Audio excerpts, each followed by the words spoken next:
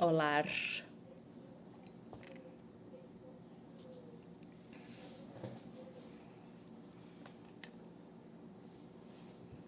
Oi. Alguém pode me dizer se o áudio tá bom?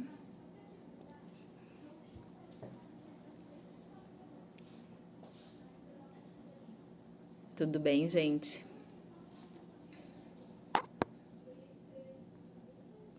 Hoje não é live da louça, é uma live surpresa. Bruna, me diz aí se tu aguenta a minha voz ainda.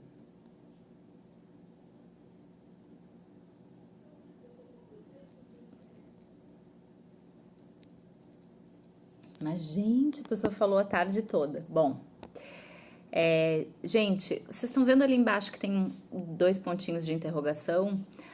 Queria que vocês fizessem perguntas por ali. Mas hoje a live, né? Eu sempre faço lives aleatórias, faz tempo que eu não faço live com convidados. De repente, se a Marta, do Obstetrícia Contemporânea, aparecer por aí de bobeira, eu vou catar ela.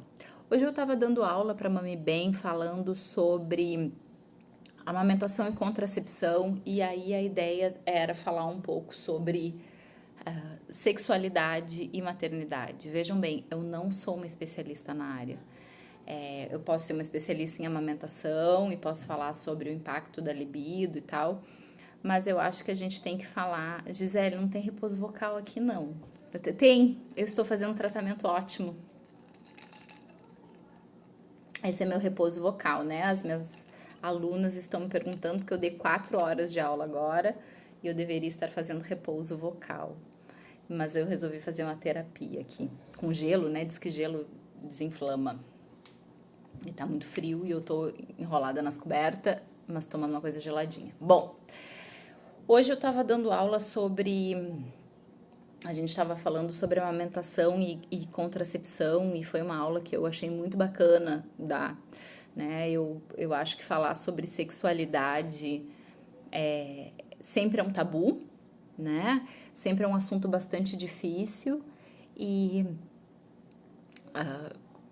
a desculpa de falar sobre métodos contraceptivos e amamentação foi o que me trouxe para falar agora aqui com vocês sobre esses assuntos, né? Então eu queria falar em primeiro lugar que existe vida sexual no pós-parto, certo? Existe vida sexual, por mais difícil que a gente possa achar que isso seja possível, é claro que vai existir. A gente precisa entender algumas coisas, e pelo amor de Deus, né? Entendam que eu não estou falando como especialista em sexualidade, eu não estou falando como ginecologista, eu não estou falando como uma, sei lá, um dos blogs que eu mais adoro, que eu super indico aqui, que eu indiquei na aula hoje, que é o Diga Vulva. Recomendo a todas seguirem @digavulva. Eu acho que a gente precisa, enquanto mulheres, entender um pouco sobre a nossa sexualidade. Eu queria muito que a Marta entrasse aqui, né? Ultimamente a gente tem conversado muito sobre isso. A Marta Baquilha é minha amiga obstetra. A gente tem discutido muito sobre a sexualidade no geral. Do ponto de vista do aleitamento materno, né? Os hormônios de produção do leite materno, que é a prolactina, ela está muito relacionada a uma diminuição da libido, uma diminuição da lubrificação natural da vagina. O hormônio de ejeção do leite é a ocitocina, que é o famoso hormônio do amor, da paixão, e é claro que essa ocitocina está toda direcionada para o bebê, né? A gente precisa entender que o conceito de libido não é só tesão sexual, né? Libido, grosso modo, é tesão pela vida. Então a gente coloca libido nas coisas que nos movem, né, nas coisas que nos deixam felizes, nas coisas que fazem a gente trabalhar e acordar cedo e etc. A libido vai além do desejo sexual. Então, uma mulher que está investindo toda a sua libido naquele novo ser, e isso é fundamental que aconteça nos primeiros meses, né? Porque investir essa libido, esse estágio de apaixonamento é o que mantém os bebês vivos. Em algum momento, é uma coisa que eu converso volta e meia com a Ana Sui, em algum momento essa mulher vai sair um pouco desta libido que está toda voltada para os cuidados com o bebê, essa libido materna, para tentar se reencontrar como mulher, né? A amamentação e a contracepção são completamente compatíveis, certo? Então as mulheres podem fazer uso de contraceptivos orais, hormonais e métodos não hormonais durante a amamentação. A escolha pelo contraceptivo adequado para aquela mulher vai passar por experiências prévias anteriores interessantes, né? Vai passar por adesão ao método, vai passar pela discussão com o companheiro, né? Com a companheira, com o companheiro da adaptação àquele método. A gente precisa entender algumas coisas, né? Na fisiologia do negócio, a prolactina vai fazer com que haja uma diminuição da lubrificação vaginal. Isso é fato, isso acontece. Só que o desejo não é só estar molhada, né, gente? O desejo é muito maior do que a lubrificação vaginal. E eu acho que isso é uma coisa que é um tabu ainda muito grande, né? Eu acho que o único homem que tá aqui é o meu querido amigo Pai Mala, eu acho que um amigo meu, Faraó, tá por aqui também, né? Mas isso ainda é um tabu. A gente fica com vergonha de falar pro companheiro, pra companheira, que essa diminuição da lubrificação é hormonal, né? Parece que assim, tipo, não estou molhada e não estou com tesão, são coisas que podem andar separadas sim. Então, essa diminuição da lubrificação vaginal, ela existe por uma causa hormonal, e eu não estou dizendo que a gente precise transar sem vontade, né? Não precisa transar, ninguém deve transar sem vontade. Só que ao mesmo tempo a gente tem que pensar assim, que falta de vontade é essa, né, gente? O sexo é uma das melhores coisas do mundo. Dercy Gonçalves disse que a melhor coisa do mundo é cagar. Eu aprendi isso com meu querido namorado, né? Eu discordo da Dercy, eu acho que as melhores coisas do mundo são transar e dormir, depois comer, talvez, enfim. Mas a experiência da sexualidade, de uma sexualidade positiva, é uma das melhores coisas do mundo, né? Então eu acho que a gente precisa começar a falar isso um pouco sem tabus. Então, é claro que a mulher não tem que transar sem vontade, mas a falta de desejo sexual precisa ser pensada, porque é uma parte que a gente perde muito da vida, né? Nós temos um potencial orgástico muito superior ao dos homens. Gente, eu falei no início da live, quem tiver vergonha, escreve ali na caixinha de perguntas, naquelas interrogações, que aí eu posso ler e responder vocês. Nós temos um potencial orgástico muito maior do que o dos homens, né? Então, a gente conseguir acessar essa nossa potência sexual é uma das coisas mais maravilhosas do universo. Então, tu abrir mão da tua sexualidade é uma coisa que tem que ser... Existem pessoas assexuadas, mas é uma coisa que tem que ser muito pensada, né? Então, essa falta de desejo tem que ser pensada se é uma falta de desejo provisória, porque a tua libido tá toda investida naquele bebê que tá chegando, ou se é uma falta de desejo que já existia antes do casamento, ou se é uma falta de desejo muito relacionada também a tu finalmente enxergar o teu companheiro como o embuste que ele é, né?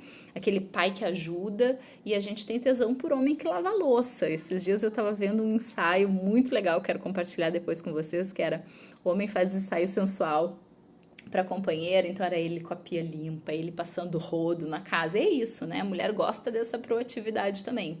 E eu acho que a gente fala muito pouco da sexualidade ali no pós-parto, né? E a sexualidade no pós-parto, por que eu trouxe esse tema aqui?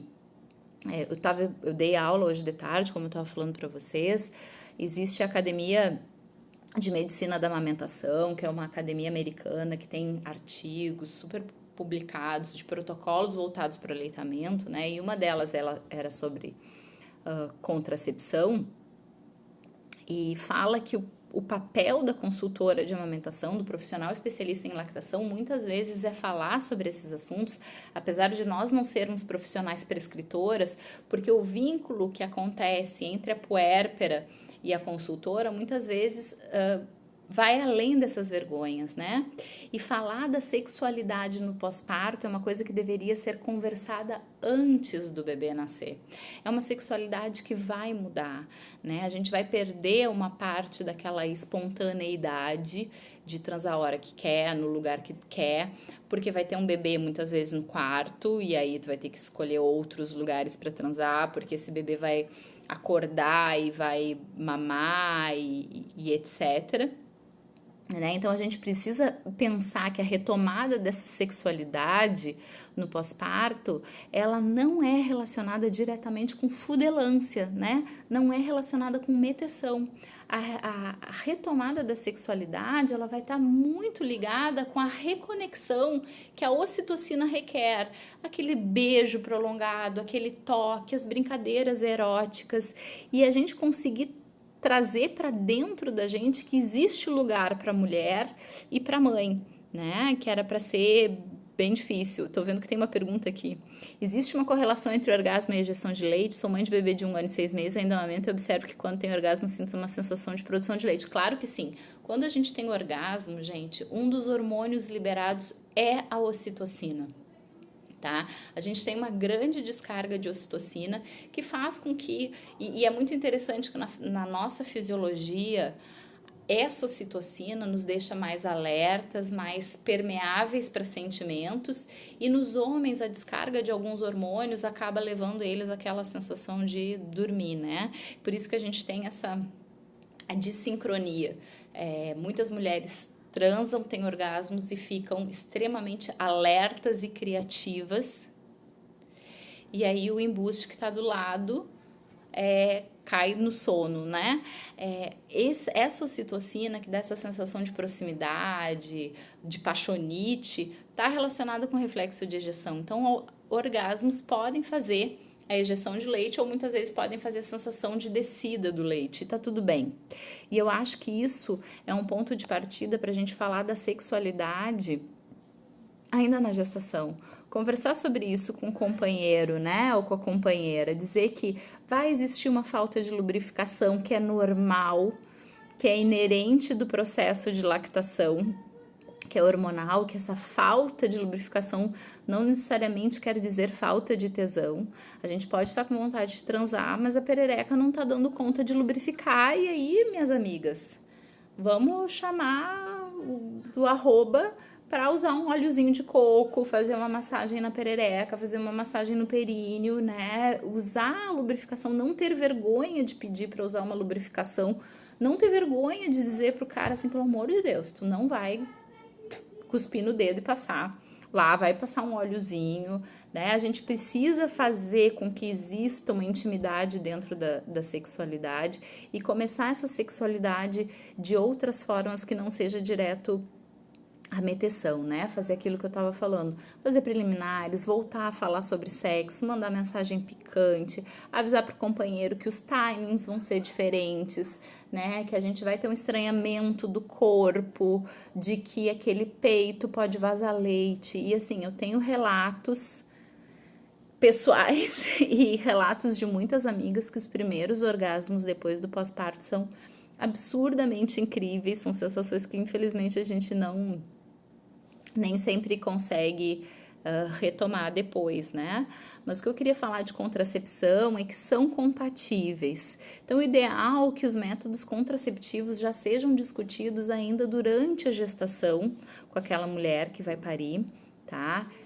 Pensar que a amenorreia lactacional, né? O uso... Hidratar, gente, dei 4 horas de aula. O uso dos contraceptivos orais, ele pode ser usado ali na amamentação, mas o uso da amenorreia lactacional, né, usar a suspensão da amamentação como método contraceptivo não é uma escolha para todas as mulheres, tá? Existem sim estudos que indicam que mulheres que fazem aleitamento materno exclusivíssimo, sem chupeta, sem suplementação, com intervalos menores do que 3 horas, dia e noite, com bebês com menos de 6 meses, com mulheres que não tenham voltado a menstruar depois dali do sangramento pós-parto, que o índice de falha desse método pode variar entre 2% e 7%. A OMS diz que a taxa de falha é em torno de 2%, que seria um pouco maior do que da camisinha, parecida com outros métodos, né? a gente tem que ter muito cuidado, porque a gente pode ter ovulação sem ter menstruação.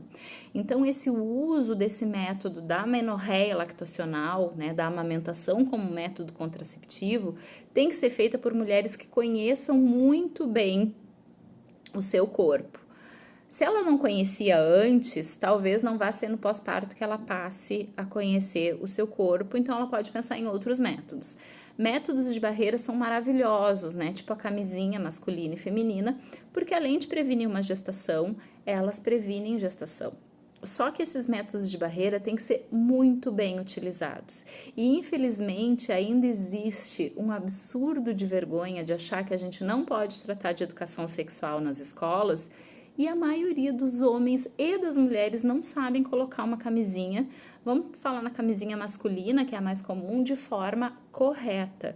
Então, o índice de falha do preservativo, não é que a camisinha é um método ruim, a camisinha bem utilizada tem um índice de falha de menos de 1%, gente. O problema é que a gente não sabe usar a camisinha.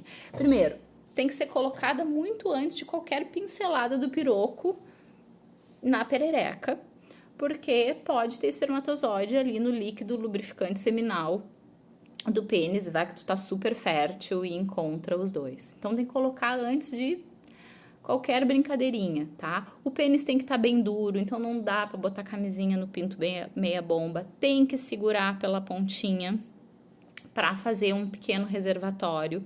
E outra coisa que está muito relacionada com a amamentação e a diminuição da lubrificação é que no caso de usar camisinha como método contraceptivo na fase da amamentação, a gente vai ter que usar um lubrificante para que o atrito com aquela perereca seca, além de não machucar a perereca, não tenha o risco de rasgar a camisinha, certo? A pílula, né, a pílula de progesterona, a mini pílula pode ser usada tranquilamente a partir de 6 semanas pós-parto, né? Ela previne gestação. Se a amamentação ainda está bem, com intervalos pequenos, muitas vezes não tem escape. Às vezes, quando a gente começa a espaçar a amamentação com a introdução alimentar, começa a ter escape, mas isso não quer dizer volta da fertilidade, certo? Os DIUs, né? O DIU de cobre é um método maravilhoso que não traz impacto nenhum na amamentação, porque ele não tem hormônio nenhum. Então, é um excelente método de controle familiar ali para o período da amamentação, né? Então, falando aqui, durante a gravidez, a vida sexual era bem melhor. Após um ano do nascimento, a libido manda abraços sem vontade. Pois então, era o que a gente estava falando, Raquel, no início da live, né? A libido é muito mais... A libido, ela é uma construção também. É um querer voltar a ter desejo, e eu sempre tenho muito medo de falar algumas coisas aqui, de dizerem que eu tô dizendo que tem que transar sem vontade. Não é isso, não é transar sem vontade, mas a gente tem que pensar em sexo, gente. A sexualidade depois da maternidade, ela não vai ser igual de antes da maternidade, principalmente quando tem bebê pequeno, né? Então a gente vai ter que achar outros caminhos, a gente vai ter que criar realmente situações propícias para o sexo, porque ele não vai aparecer como era antigamente. Então a gente vai ter que voltar a pensar sobre sexo, a gente vai ter que conversar sobre companheiro, o que gostaria. Talvez eu não queira transar direto, eu quero começar com sexo oral é sexo, né? Eu quero começar com sexo oral antes de começar com penetração, eu quero toques, eu quero carícias, eu quero voltar a dormir de conchinha, né? A gente talvez precise recriar uma intimidade e estar em paz com o nosso corpo, e é muito interessante, mulheres. A maioria dos caras não tá nem aí se o peito tem leite, tem cara que curte pra caramba, não se sintam culpadas, né? De falar, pá, mas meu peito, e ele dizer, cara, eu super curto. A gente tem que estar aberta a essas possibilidades, né? Então, pensar que a libido depois da maternidade, ela é muito mais uma construção do que um desejo que aparece do nada, certo? Vai ter o cansaço, vai ter o dia a dia, vai ter a rotina, vai ter o nenê que dormiu, o nenê que, né? Tu tá ali falando de cocô, de diarreia, e aí vai ligar o start. Não é assim. Então, é uma coisa que no início talvez tenha que ser mais pensada e querer esse desejo de uma volta sexual. E pensar se essa falta de libido é pro teu companheiro ou é geral, né? Porque eu vejo muitos relatos de mulheres que dizem, não quero transar mais com meu companheiro, com minha companheira, mas eu gostaria de transar com outras pessoas. Gente, botem perguntas aqui na caixinha, quem tiver com vergonha. E quando a camisinha solta dentro da vagina cheia de esperma? Primeiro, isso é um erro do uso também, né? Gozou, gente, tem que segurar a pontinha e tirar a camisinha com o pênis ainda ereto, com pinto duro, certo? A gente vai precisar tirar imediatamente. Não dá pra gozar, tem homens que perdem a ereção muito rapidamente depois do orgasmo, então tu tem que conhecer o parceiro, porque se ele perde, vai ter que tirar muito rapidamente para não correr esse risco. A camisinha solta quando a piroca tá mole, né? Ou quando a camisinha é muito maior do que o tamanho do pinto. Não é todo mundo que pode comprar camisinha extra grande, né?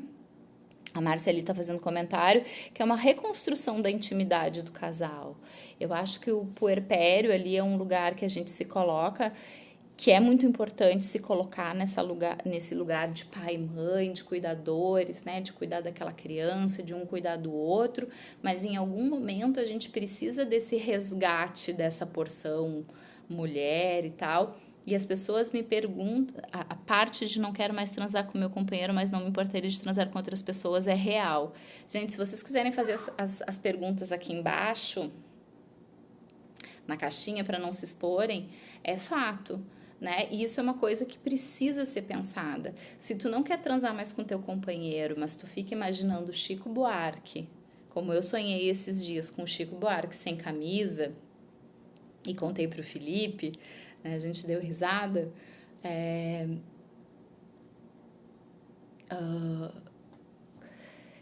desculpem, ele me mandou. Não tem caixinha, aparece aqui as perguntas. Perguntas dos seus espectadores aparecerão aqui.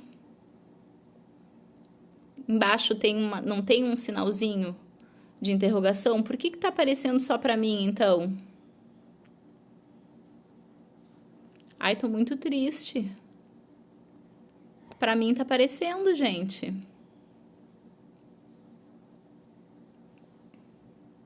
Poxa, então vocês não vão poder me perguntar coisas, vão ficar com vergonha.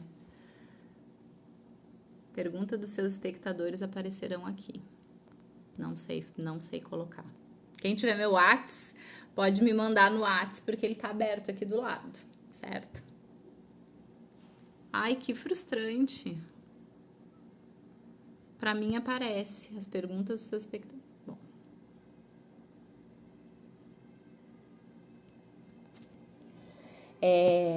Até me perdi no que a gente estava falando.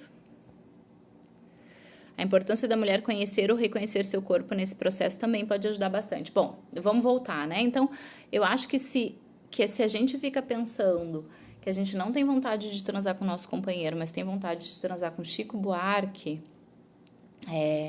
a gente precisa repensar esse relacionamento. Por que a gente tá fantasiando com outras pessoas e com aquela pessoa não? Porque tu tá com falta de tesão no teu companheiro. Então é um problema de relacionamento, né? Não é um problema de tesão. E isso tem que ser muito, muito pensado. A perda da identidade depois da maternidade é uma coisa muito difícil, né? É uma coisa de se resgatar mesmo, de pensar no que tu gosta. A pílula anticoncepcional pode influenciar sim na baixa libido, né? Se sabem que os hormônios geralmente causam até uma depressãozinha no humor e tem impacto na libido, então é óbvio que as mulheres que usam métodos não hormonais vão ter uma elevação da libido, sim. Eu não uso métodos hormonais há mais de 7 anos e eu nunca mais vou usar.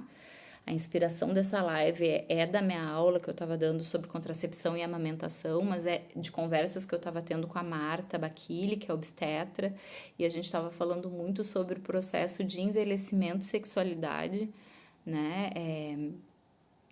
Para quem não sabe, eu tenho 42 anos e eu tô muito mais perto da menopausa do que as pessoas de 20 e poucos anos. E a libido, tesão, a sexualidade é uma coisa que me move muito e eu fico muito, tipo assim, se eu ficar velha e perder a libido. E eu sei que não é assim, né? Mas isso mexe muito comigo, com ela, e a gente precisa falar isso de uma forma tranquila, de uma forma que seja acessível para que a sexualidade não seja um tabu. Então, essa redescoberta dessa mulher, transante depois da maternidade, muitas vezes é um choque, porque a gente se coloca num lugar de cuidadora, e aí como é que tu tira? Tu não tira aquele papel, né? De uma hora para outra. Não, o neném dormiu, agora eu tô pronta. Então vai existir esse processo da gente começar a confiar, a entregar essa criança para outras pessoas, mas a gente também tem que pensar nisso. Se eu só me sinto satisfeita por colocar toda a minha energia de vida naquele bebê, naquela criança, o que está acontecendo no resto da minha vida que não tem espaço para mais nada? Que é uma coisa que a análise fala muito, que eu discuti muito nas minhas lives com a Ana Sui. Ver o boy como cuidador pode perder muito tesão, mas para as mulheres isso pode ser bem interessante, né? Importância da mulher de conhecer ou reconhecer seu corpo nesse processo. O corpo muda, o cheiro muda, a forma muda. Todo mundo me pergunta como é que ficam os peitos depois da amamentação. Eu não vou mostrar agora para vocês. Esses dias até tava falando que eu queria tirar uma foto pelada, assim, só fazendo assim, só tapando. Gente, a amamentação muda o seio. E que bom que ela muda, que é justamente, a amamentação é o último estágio de desenvolvimento da mama. E é justamente esse processo de desenvolvimento da mama, de amamentação, que faz que a amamentação seja um fator protetivo de câncer de mama. Então é óbvio que quanto mais tempo de amamentação, mais modificações a gente vai ter na mama, né? A mama é feita de tecido glandular e de gordura. Então, ganho de peso na gestação, no pós-parto, vai aumentar a gordura na mama, e quando desmama, perde peso, vai ter uma diminuição, mas amamentações prolongadas, onde as glândulas mamárias tenham trabalhado muito, vão acabar murchando sim. E uma tetinha murcha depois de uma amamentação prolongada, a gente não tem que ver como feio, a gente tem que ver que é uma mama praticamente livre de câncer. As mulheres que não têm alterações mamárias, né, não têm prótese, etc., experimentam depois do desmame, principalmente das amamentações prolongadas, uma experiência sensória na região do mamilo incrível. Demora um tempo para a gente desassociar o peito, né, do bebê e usar ele para a fase sexual, maravilhosa. Então, é uma mama super sensível e é óbvio, né, gente? Eu sou uma mulher como vocês, eu sou uma mulher inserida nessa cultura machista, patriarcal. É óbvio que eu também penso em alterações, né? Todo mundo tem vontade, eu não sei, todo mundo, tô generalizando, mas eu tenho muita vontade de botar silicone, porque eu fiquei com o peito muito pequenininho, muito caidinho.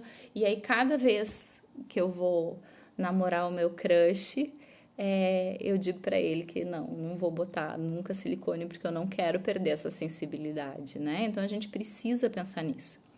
O fato de o homem fazer a sucção do peito na hora do sexo irá estimular mais esse fluxo pelo fato de ser mais forte que o bebê? Gente, infelizmente, a maioria de nós perde a capacidade de sugar como os bebês sugam, né? Acaba que a gente chupa, a gente usa esses músculos aqui, que são os bucinadores.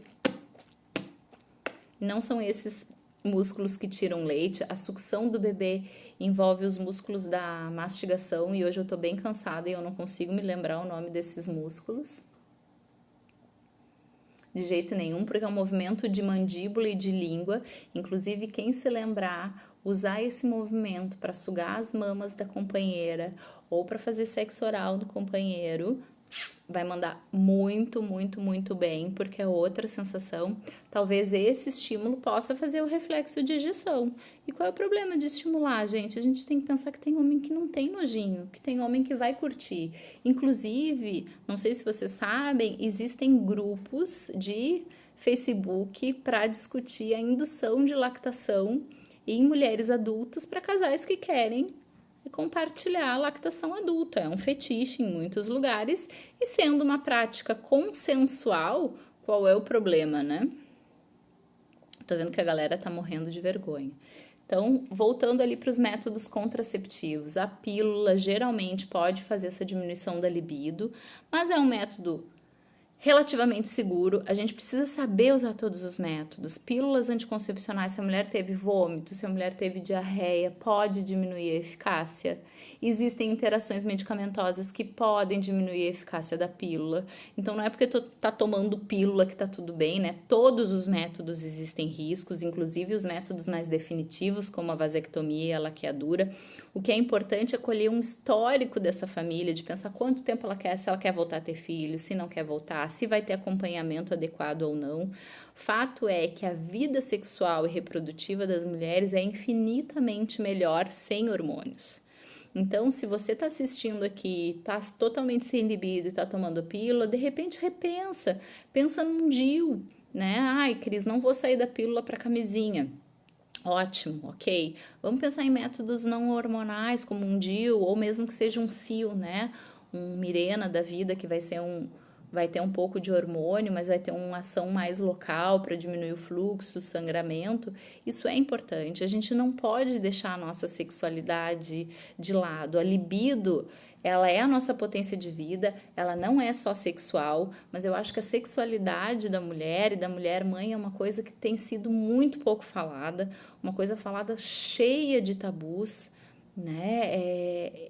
Existem muitas mulheres que se acham tudo de bom ali no pós-parto, que querem transar pra caramba e são seres transantes, essas mulheres existem e a gente precisa naturalizar esse assunto, né? A gente precisa redescobrir a intimidade do casal, a gente precisa pensar nisso, que se o desejo não é pelo companheiro e existe desejo por outras pessoas, é um problema no relacionamento, não dá pra culpar a amamentação, mas também não dá pra gente ficar esperando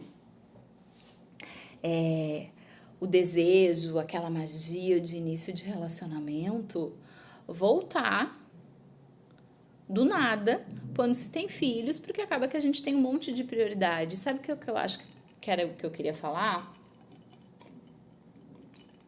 A gente precisa se priorizar. A gente tem que priorizar o nosso prazer. A gente tem que priorizar o nosso prazer. A gente tem que transar porque a gente consegue gozar 2, 3, 4 vezes. Não porque o boy vai gozar, entendeu? Eu quero transar porque eu gosto de transar, porque eu me sinto bem transando, porque eu me sinto bem gozando. E vocês têm que buscar isso, achar esse desejo, investir esse desejo de vocês, essa libido na sexualidade de vocês e em outras coisas que tragam prazer para além da maternidade. Eu sei que quando a gente tem um bebezinho pequenininho, a gente foca toda a nossa energia, mas à medida que eles vão crescendo, a gente vai deixando de ser interessante para eles, né? Eu tenho vou falar baixo que ele não gosta que fale. Eu tenho um adolescente aqui em casa que só fala comigo quando ele quer falar alguma coisa comigo, ele não quer, e quando eu quero a companhia dele, nem sempre eu tenho, né? E isso faz parte, significa que ele tá seguro. Então, não dá para eu investir a minha libido só em criar meus filhos. Eu preciso investir a minha libido em preparar essas aulas e falar 4 horas hoje de tarde e aqui ficar falando com vocês. Eu preciso investir essa minha libido no meu crush, né? E é uma escolha. Porra, ele trabalha pra caramba, eu tô trabalhando pra caramba, a gente não é novinho, né? O Felipe aparenta ser mais novo do que eu, mas ele é um senhor de 44 anos, eu sou uma guria de 42, né? Então a gente tem uns cansaços, a dinâmica, e é uma pena, né? Eu tenho falado muito disso, é uma pena que a gente atinge essa maturidade sexual quando o corpo não dá mais tanta conta, assim, mas é uma escolha, de muitas vezes a gente tá super cansado mesmo, e dizer, quero transar, você que lute. E é isso, não é não ter vontade, é óbvio que se ele não tiver vontade de jeito nenhum, não vou fazer nada, e se eu não tiver com vontade de jeito nenhum, a gente vai ter que lidar um pouco com as frustrações, mas é esse querer, né? Algumas mulheres me relatam a vergonha da barriguinha mais amolecida, dela mesma não está aceitando muito essa nova forma. Isso tem feito muitas mulheres não aceitarem a procura do marido. Isso é um reflexo desse machismo, né? De achar que a gente tem que ter aquele corpo mais gostoso. E eu super entendo, eu real entendo que é um efeito dessa pressão, dessa cultura, né? Da gente ter que ter um corpo perfeito. E eu entendo porque eu não pari recentemente. A minha filha mais nova tem 6 anos e pouco, mas eu perdi muito peso no último ano. Então eu tô com uma barriguinha mole. E muitas vezes eu já me peguei, acho que eu sou uma mulher segura, já me peguei numa luz assim, tipo, e olhar minha barriga e pensar, ai, tomara que o Felipe não esteja vendo isso, e dar uma travada, né? Cara, tem intimidade, eles não estão nem vendo, mas se isso é uma coisa que incomoda demais, além de ser discutida com o companheiro, que eu acho que a maioria vai dizer que não, porque o desejo, quando tu tá com uma pessoa, principalmente uma pessoa que tu tá há mais tempo, que tu construiu uma família, o desejo não é mais tanto na forma, tu tem tesão pela inteligência da pessoa, tu tem tesão vendo ela fazer alguma coisa, tu fica tipo, cara, esse é o homem que eu escolhi para criar meus filhos, essa é a mulher que dá essas aulas incríveis. O desejo vai para além do corpo, mas se isso for uma questão muito grande, mesmo conversado, vai fazer uma meia luz, vai botar um corpete, mas não dá para deixar de viver uma parte tão gostosa da nossa vida, que é a sexualidade, por causa da barriga, gente. A gente não goza com a barriga, a gente goza com o clitóris.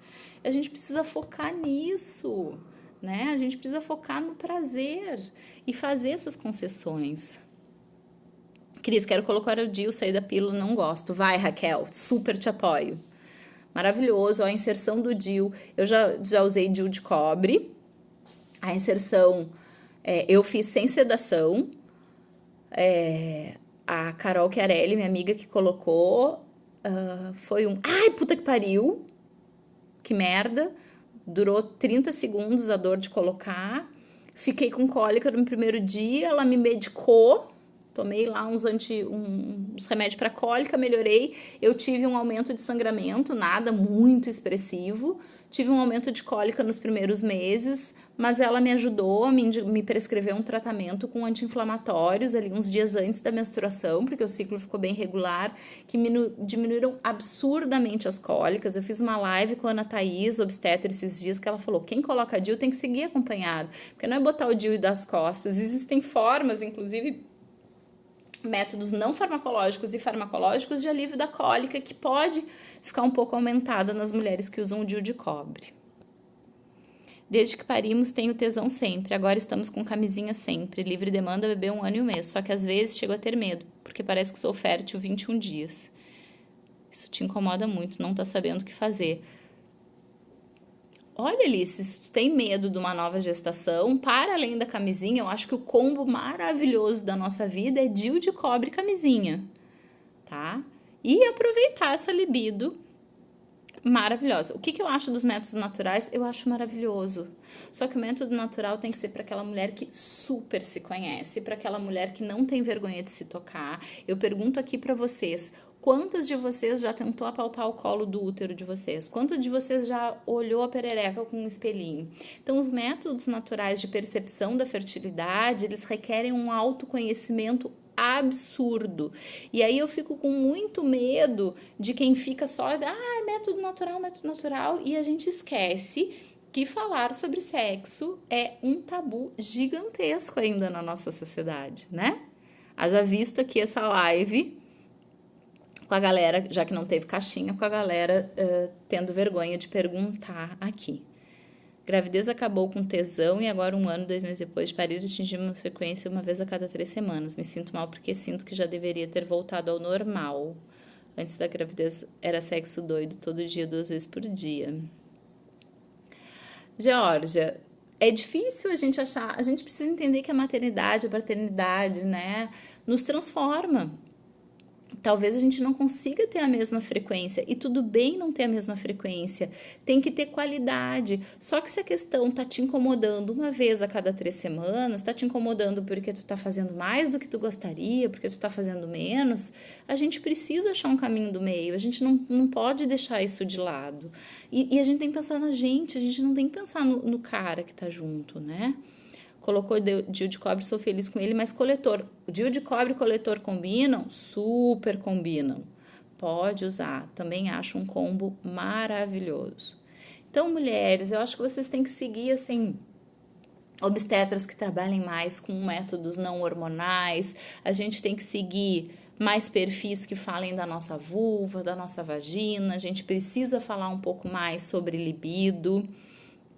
A gente precisa falar sobre sexualidade na maternidade, né? A gente precisa sair desse lugar sacrossanto de que virou mãezinha, de que mãe não trepa, porque a maternidade é uma das coisas que nós somos, né? Nós somos múltiplas, a gente não é só mãe, a gente é mulher, a gente é profissional, e a gente tem que querer resgatar isso pela gente, não pelo outro, certo? Com uma dúvida? Eu vou encerrar por aqui, porque eu acho que eu já falei demais sobre sexo e daqui a pouco eu vou começar a falar coisas pessoais e eu vou me arrepender. Obrigada para quem falou que eu tenho uma leveza nas palavras. Eu acho que a gente precisa trabalhar assim, né? A gente precisa desmistificar um pouco o sexo, a sexualidade, maternidade. Tá bom? Desejo a todas. Hoje é quarta-feira? Desejo, é noite do sofá, né? Desejo a todas que encontrem o desejo dentro de si, né? Gente, lembrei. Antes de querer retomar a sexualidade com parceiro, retomem com vocês. Eu sempre falo, é um presente caro, mas vale muito a pena. Tenha um vibrador Satisfyer, tenha um sugador de clitóris, né? Usem vibradores, se masturbem, reencontrem com vocês, com o desejo de vocês antes de colocar esse desejo num outro corpo, certo? É muito importante a gente experienciar. Não tenham medo do peito com leite. Conversem sobre sexualidade com o parceiro, com a parceira de vocês, conversem com outras pessoas, todo mundo quer falar sobre isso e morre de vergonha, quer me chamar em box, quer me perguntar algumas coisas. Não sou especialista, eu sou só uma pessoa com uma mente um pouco aberta que deseja que todas as mulheres atinjam, né, o desejo, a satisfação sexual. Hoje é dia do homem, acho que a gente não tem que bater palma pra... Cara, 1.000 homens perdem o pênis por ano por falta de higiene. E essas criaturas têm dia, né? É surreal. A gente não tem que estar comemorando esse tipo de coisa, mas vou deixar aqui gravado também essa live falando que o nosso prazer importa.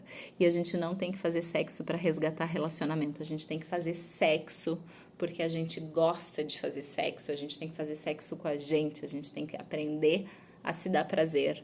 Antes de pensar em criar uma intimidade com o outro, talvez o caminho seja encontrar a sua própria intimidade, né? Voltar a se reconhecer naquele corpo tão diferente e pensar nisso. É um corpo diferente porque é um corpo que gerou vida, um corpo que produziu leite, um corpo que combateu o câncer de mama. Ele nunca mais vai ser o mesmo, ele vai ser sempre melhor porque ele vai me trazer orgasmos mais intensos, ele sustentou um outro corpo, ele sustentou uma outra vida e a gente tem que pensar nisso, no nosso prazer e na nossa potência.